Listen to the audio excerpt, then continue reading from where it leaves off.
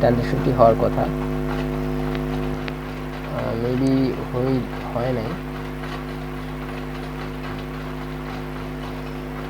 হয়েছে কিন্তু ওরকমভাবে বোঝা যাচ্ছে না। আমি একটি বড় ট্রানজিশন দিয়ে দেখব, এটি ট্রানজিশনটা দিব। তো এই ট্রানজিশনটি দিয়ে আমি এইখান থেকে এইখানে দিচ্ছি, এই ট্রানজিশনটি আমি এইখানে দিচ্ছি, দেন দেখি কাজ করে কিনা। ওকে,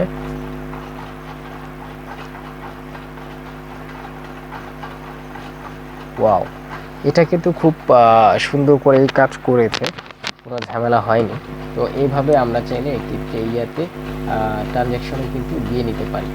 তো আরেকটি ব্যাপার, একটি মজার ব্যাপার রয়েছে যে ভিডিওতে আমরা ট্রানজ্যাকশন দিলাম, অ্যান্ড আরেকটি ব্যাপার হচ্ছে ইফেক্ট। তো আমরা ইফেক্ট সেট করার জন্য যেটি করব, আমরা ভিডিওর ভিতরে ক্রপে চাপ দিব, দেন হচ্ছে আবার ক্রপে চাপ দিলাম, চাপ দেওয়ার পর আমরা এখানে বিভিন্ন ধরনের ইফেক্ট দেখতে পাবো। তো আমরা ইফেক্টটি ব্যবহার করার জন্য আমরা এটাকে জাস্ট বিভিন্ন ধরনের ইফেক্ট আছে, এগুলো ইফেক্ট আছে, ওয়াও, এগুলো কিন্তু অমাইক একটি ইফেক্ট, দেখেন কি সুন্দর লাগছে। তো এইভাবে আমরা বিভিন্ন ধরনের ইফেক্ট রয়েছে, এটা কালার ইফেক্ট, এটা হচ্ছে কালার ইফেক্ট, এটা এমন করবে। তো সাপোজ এটি যেমন ধরেন আমি এখানে ট্রানজ্যাকশন দিয়েছি, তো ট্রানজ্যাকশনের পর আমি যদি এই ইফেক্টে দিয়ে দিই তাহলে কিন্তু আরেকটু সুন্দর লাগবে। ওকে, আমি এইখানে ট্রানজ্যাকশন দিলাম, আরেকটি ইফেক্ট দিলাম, এবার দেখি কেমন লাগে। ও সরি, ইফেক্টটি ভিডিওর উপরে না দিয়ে আমার নিচে পড়ে গিয়েছে, তো যে কারণে এটা শো করে নেই। তো আমি এটা ভিডিওর উপর প্লে করে দিলাম, এই ভিডিওর উপর প্লে করলাম। তো এটা দেখেন টোটালি নর্মাল একটি ভিডিও, হওয়ার সাথে সাথে ট্রানজ্যাকশন কিন্তু শুরু হয়ে গিয়েছে। এখন কিন্তু যতটুকু পর্যন্ত আমার ভিডিওটি রয়েছে এই পর্যন্ত কিন্তু ক্রপিং যে অপশনটি রয়েছে, ক্রপিং থাকা অবস্থা পর্যন্ত এটা ট্রানজ্যাকশন হয়ে থাকবে। দেখতে পাচ্ছেন এটা কিন্তু ট্রানজ্যাকশন হচ্ছে।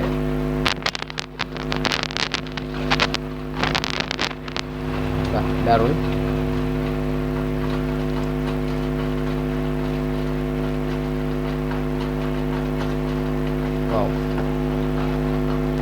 ওকে, ট্রানজ্যাকশন হয়ে গিয়েছে। তো ট্রানজ্যাকশন হওয়ার পরে আরেকটি ট্রানজ্যাকশন শেষ হলো।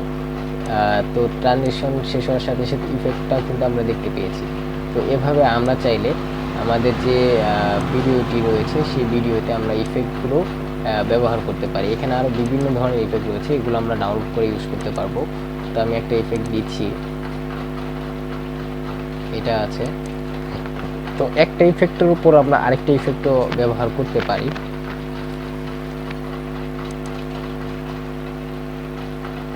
এটা হচ্ছে কালার ইফেক্ট। তো আমি কালার ইফেক্টটা পুরো ভিডিওর মাঝেই দিয়ে দিতে পারবো। এই পর্যন্ত আমি দিয়ে দিলাম, এইটা কালারটা আমি দেখি ব্রোকেন ব্লার।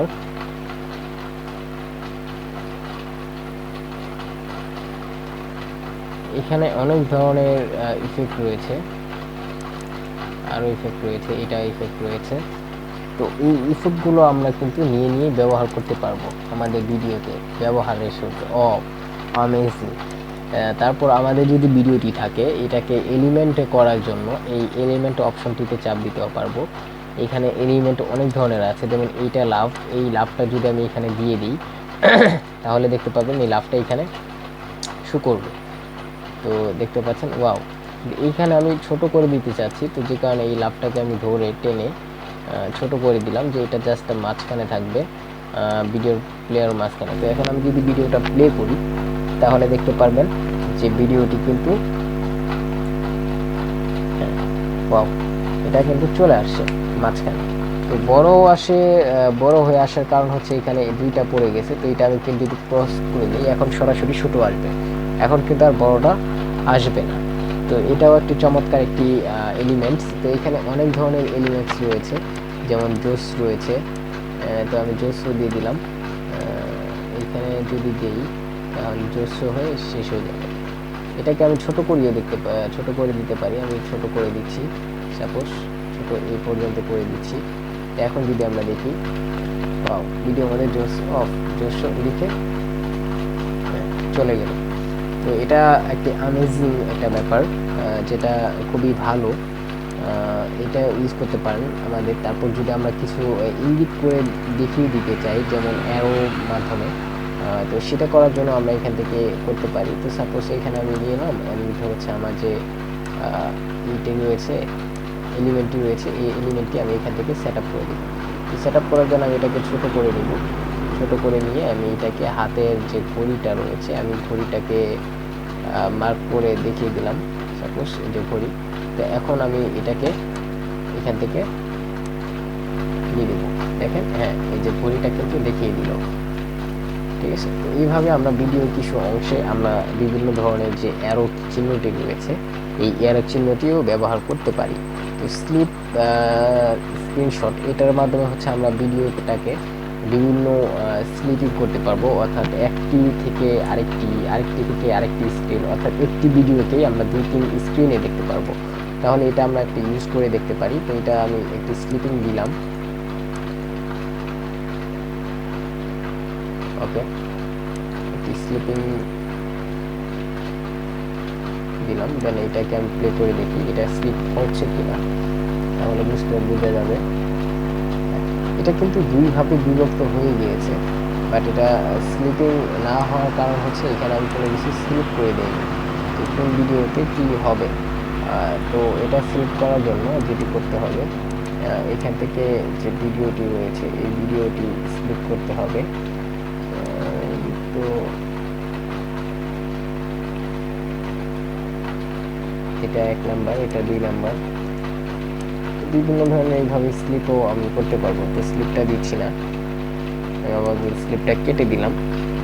ওকে, একটা ব্যাপার হচ্ছে যদি সাউন্ড কোয়ালিটি বেটার না হয়, তাহলে যদি নয়েজ আসে, তো সেখান থেকে ডাবল ক্লিক করে সাউন্ডের অপশন আসবে, দেন রিমুভ ব্যাকগ্রাউন্ড নয়েজ, এটা তো চাপ দিয়ে ওকে করে দিলে যে ব্যাকগ্রাউন্ড নয়েজটি রয়েছে সেই নয়েজটি চলে যাবে। অ্যান্ড আরেকটা ব্যাপার হচ্ছে যে সাউন্ডের ভলিউম যদি খারাপ হয়, তাহলে আমরা যদি ভলিউমটি আর একটু আপ করে দিতে চাই, তাহলে এখান থেকে আমরা ভলিউমটি বাড়িয়ে দিতে পারবো। অ্যান্ড আরেকটি মজার ব্যাপার হচ্ছে যে শুরু থেকে আমরা চাচ্ছি যে শুরু থেকে একবারে আমাদের কথাটা শুরু হবে না, আমরা আস্তে আস্তে কথা শুরু হবে এবং কি আস্তে আস্তে শেষের দিকে যে ভলিউমটা কমে যাবে, যে ভলিউমটা আস্তে আস্তে আপ হয়ে যাবে। তো সেই ক্ষেত্রে যেটি করতে হবে, ফেড ইনে চাপ দিলে, যে দেখেন এখানে কিন্তু ক্রপ হয়ে গিয়েছে, তো এরকম দিলে আমরা আস্তে আস্তে যা ওইখানে শুরু হবে। তো আমি ইউটিউব দিলাম, অ্যান্ড যে কারণে আস্তে আস্তে কথা যায় শুরু হবে। তো এইটা হচ্ছে একটি ভালো একটি ব্যাপার। আর ভিডিও কালার এফেক্টের জন্য ডাবল ক্লিক করবেন, ভিডিওর মাঝখানে ডাবল ক্লিক করলে দেখবেন যে এখানে কালার আছে। তো কালার অটোতে কিছু করতে পারবেন, এই যে অটো ব্রাইট আছে, এগুলো কমিয়ে বাড়িয়ে দিতে পারবেন। তাহলে এখানে হোয়াইট ব্রাইট আছে, এটাও অটো করে দিতে পারবেন। তো অটো যদি পছন্দ না হয়, তাহলে এই রিসেটের ক্ষেত্রে ক্লিক করে দিলে আবার আগের ঘর চলে আসবো, অথবা টেম্পোরারি আমরা করে নিতে পারবো। অ্যান্ড টিউন আছে, এই টিউনের ভিতরে আমরা কন্টেস্ট প্লাস হচ্ছে সিকিউরেশন অ্যান্ড হচ্ছে ব্রাইট, এগুলো কিন্তু নিয়ন্ত্রণ করতে পারবো। আর সবথেকে আরেকটি মজার ব্যাপার হচ্ছে সেটি হচ্ছে যে এখানে 3D লুক রয়েছে, যেখান থেকে আমরা বিভিন্ন ছবির যেমন ধরেন হ্যারি পটার যে ছবিটি রয়েছিল, সেই হ্যারি পটার ছবির যে কালার এফেক্টটি, সেই কালার এফেক্টটি কিন্তু আমরা এখানে ইউজ করতে পারছি। মানে খুবই ভালো একটি মজার একটি ব্যাপার এখানে। তো এভাবে চাইলে আমরা কিন্তু কালার এফেক্টও ব্যবহার করতে পারি। তো সর্বশেষ যেটি আমরা করব সেটি হচ্ছে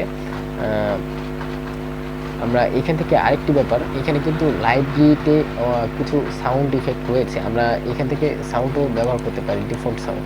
আমি নিয়ে এসে যদি এখানে ছেড়ে দিই, তাহলে দেখবেন এটি এখানে আমরা ইউজ করতে পারবো। ওকে, এখানে কিন্তু এই যে দেখেন আমরা সাউন্ডটি চলে আসছে।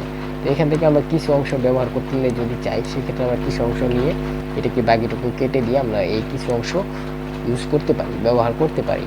তো এটি আরেকটি ব্যাপার। তো সর্বশেষ আমাদের প্রজেক্ট সেভ করার জন্য জাস্ট ফাইল থেকে সেভ করলে প্রজেক্টটি সেভ হয়ে যাবে। অ্যান্ড ভিডিওটি প্রপারলি মেক করা হয়ে গেলে আপনাকে সেভ করার জন্য যেটি করতে হবে, এটাকে ইম্পোর্ট করতে হবে। তো ইম্পোর্ট করার জন্য যেটি করবেন, আপনি আপনার যে এক্সপোর্ট অপশনটি রয়েছে সেই এক্সপোর্টে চাপ দিবেন। অ্যান্ড এক্সপোর্টে চাপ দেওয়ার সাথে সাথে এইখানে দেখাচ্ছে ভিডিও নেম, আমি একটি ভিডিও নেম দিয়ে নিলাম, সাপোজ 2। অ্যান্ড কোথায় লোকেশন সেভ হবে সেই লোকেশনটা আপনি এখান থেকে সিলেক্ট করে দিতে পারেন। আরেকটা ব্যাপার হচ্ছে রেজুলেশন যেটা আছে আমি আপাতত সেটি রাখছি। অ্যান্ড এখান থেকে আপনি চাইলে যে 1280 বা 1024 এটা আপনি রেজুলেশন কমিয়ে বাড়িয়ে নিতে পারবেন। এটা হচ্ছে আরেকটি ভালো একটি ব্যাপার। তো সর্বশেষ সব কিছু ওকে থাকলে আপনি জাস্ট এক্সপোর্টে যদি চাপ দেন, দেখেন এখানে সেভ অপশন চলে আসছে। তো এখান থেকে সেভের একটি দুটি অপশন রয়েছে। এখানে হচ্ছে shut down and computer do nothing sound remand. তো এখানে অপশনটি রয়েছে, আপনি যদি শাট ডাউন দেন কম্পিউটার, আপনি যদি বড় প্রজেক্ট হয় তাহলে এটি দিয়ে আপনি ঘুমিয়ে যেতে পারেন। আপনার কম্পিউটারটি সেভ হয়ে ভিডিওটি সেভ হয়ে গেলে কম্পিউটারটি অটোমেটিকলি শাট ডাউন হয়ে যাবে, বন্ধ হয়ে যাবে। আর রিমাউন্ডিং দিলে এটি সেভ হয়ে বসে থাকবে। তো এই হচ্ছে একটি ব্যাপার। তো এভাবে আপনারা চাইলে খুব সহজেই আপনাদের যে ভিডিওটি রয়েছে এই ভিডিওটি এভাবে এডিট করতে পারেন। ধন্যবাদ সবাইকে।